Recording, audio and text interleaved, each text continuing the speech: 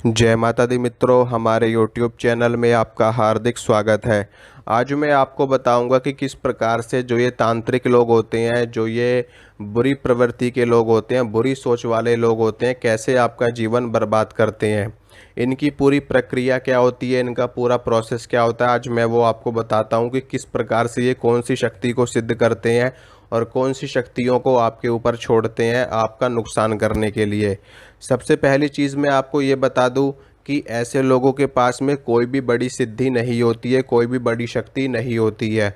ये क्या करते हैं कि ये किसी ऐसे अच्छे अवसर का वेट करते हैं, जैसे कि होली का समय हो गया, दिवाली का समय हो गया, या फिर अमावस्या का समय हो गया, या फिर कोई कोई ऐसी परिस्थिति का ये इंतज़ार करते रहते हैं जिस समय पर किसी जवान व्यक्ति की मृत्यु हुई हो और ये उसकी आत्मा को अपने वश में करने के लिए तत्पर रहते हैं, तैयार बैठे रहते हैं। नहीं तो फिर ये दिवाली की रात में जा कर के, होली की रात में जा कर के शमशान में जाते हैं, वहाँ पर जा कर के ये साधना करते हैं और साधना करके किसी भी भूत प्रेत, डाकिनी शाकिनी को ये लोग सिद्ध कर लेते हैं।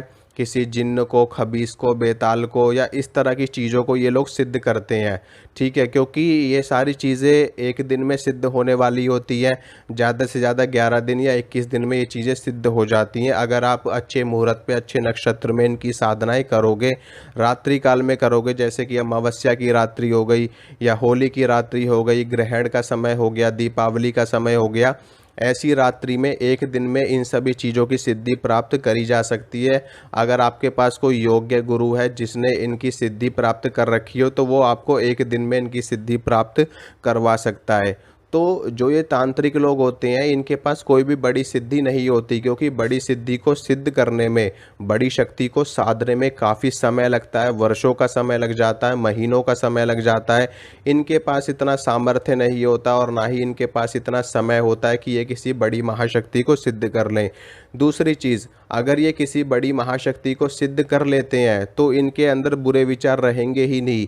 वो बड़ी शक्ति इनको बुरा कर्म करने ही नहीं देगी। अगर ये बुरा कर्म करते भी हैं तो वो शक्ति इनका साथ छोड़ करके चली जाती है। मान लीजिए किसी व्यक्ति ने हनुमान जी की साधना कर ली और वो व्यक्ति चाहे कि मैं हनुमान जी से बुरा कार्य करवा लूँ, तो मतलब ही नहीं है, हनुमान जी उस व्यक्ति का ही सर्वनाश कर देंगे, लेकिन किसी भी व्यक्ति का बुरा नहीं करेंगे।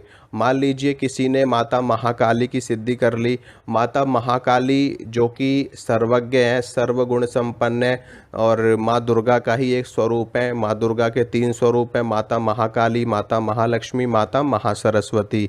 तो जो बड़ी शक्तियाँ होती हैं वो कभी भी बुरा कार्य नहीं करती। अक्सर देखने में ये आता है कि कई बार लोगों के ऊपर काली की चौकी छोड़ दी जाती है। वास्तव में वो काली नहीं होती जो लोग समझते हैं। ठीक है, वो कोई कोई भूत प्रेत, इन श्रेणी की कोई शक्ति होती है जिसको काली का रूप बना करके भेजा जाता है। इसीलिए वो जा करके अपने आप को घोषित कर देते हैं कि हम काली हैं, हम शीतला हैं, हम फलाने देवता हैं, हम फलाने देवता हैं। वास्तव में ऐसा नहीं होता है, क्योंकि जितनी भी बड़ी शक्ति है, कोई भी बड़ी शक्ति, मैं ये बात 100% कह सकता हूँ, पूरी गारंटी के साथ कह सकता हूँ कि कोई भी बड़ी शक्ति, कोई भी महाविद्या, कोई भी उच्च कोटि की शक्ति कभी भी किसी का बुरा करती ही नहीं है। ऐसा हो ही नहीं सकता कि कोई साधक उनको सिद्ध कर ले और वो उनसे बुरा कार्य करवा ले। वो शक्ति तत्काल मना कर देगी। और अगर कोई ज़बरदस्ती करता भी है कि नहीं, आपको इसका नुकसान करना है, आपको इसको मारना है, आपको मतलब इसके परिवार पे नुकसान करना है, तो वो शक्ति मना कर देगी। और अगर फिर भी वो नहीं मानते तो वो उस साधक का साथ छोड़ करके शक्ति चली जाती है, बल्कि उस साधक का ही जीवन बर्बाद कर देती है।